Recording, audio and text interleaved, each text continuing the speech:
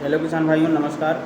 आप देख रहे हैं हमारे चैनल कृषि जागरण का फार्मर द जर्नलिस्ट। मेरा नाम है नंद गोपाल और मैं एक कृषि छात्र हूं और आप लोगों के बीच मैं कुछ न कुछ एक अच्छे टॉपिक पर बात करता हूं जो कि हम सभी के लिए एक वैज्ञानिक तरीके से अच्छी होती है।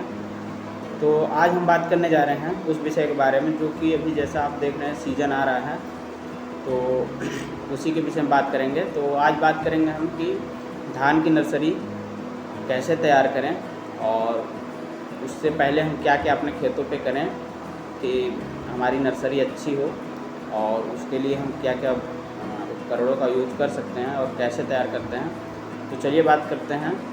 तो जैसा कि देख रहे हैं इस समय क्या है कि जैसा जून लास्ट चल रहा है और मानसून धीरे धीरे आ रही है और बारिशें हो रही हैं, तो या फिर जैसे कि आपके पास अगर सिंचाई की सुविधा है तो आप अपने खेतों में सिंचाई करके भी नर्सरी को तैयार कर सकते हैं। लेकिन हम बात कर लेते हैं कि उससे पहले हमें क्या करना चाहिए खेतों में।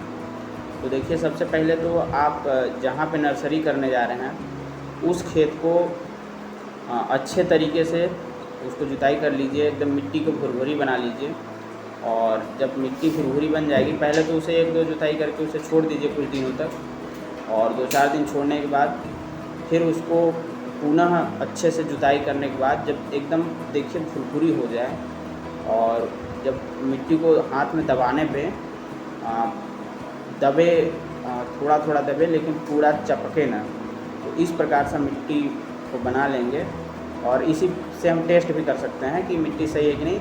जब मुट्ठी पे हम लेते हैं मिट्टी को तो दबाने पे थोड़ा दबेगा लेकिन वो एक भुरभुरा तरीके से होगा, मतलब पूर्णतः नहीं चपकेगा।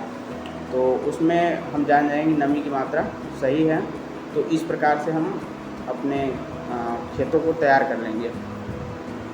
उसके बाद देखिए क्या करेंगे कि जैसे हम नर्सरी करते हैं तो क्या होता है कि डायरेक्ट हम सीड को भी डाल देते हैं खेतों में, या फिर कुछ लोग होते हैं जैसे कि नर्सरी करने से पहले उसको अपने घर पे अंकुरित कर लेते हैं। तो देखिए, हम तो कहेंगे कि अगर आप उसे अंकुरित कर लेते हैं सीड, अगर चाहें तो आप सीड ट्रीटमेंट कर सकते हैं, उसको बीज का शोधन कर लेंगे जिससे बीमारियां और बीमारियों से बचा सकते हैं।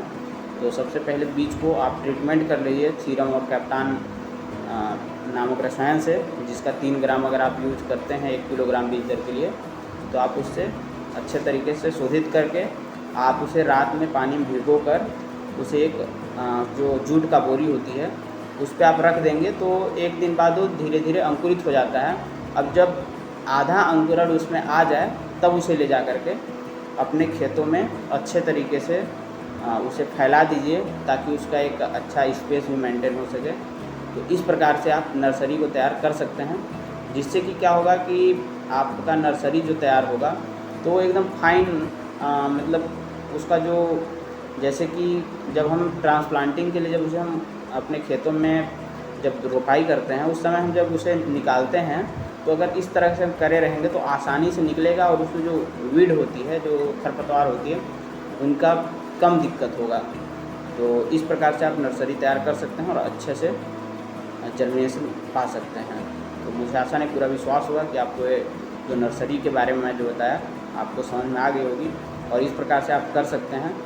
तो मुझे आशा नहीं, पूरा विश्वास है कि आपको वीडियो पसंद आई होगी। वीडियो पसंद आए तो चैनल को लाइक करें और चैनल पर नए हैं तो चैनल को सब्सक्राइब करें। धन्यवाद।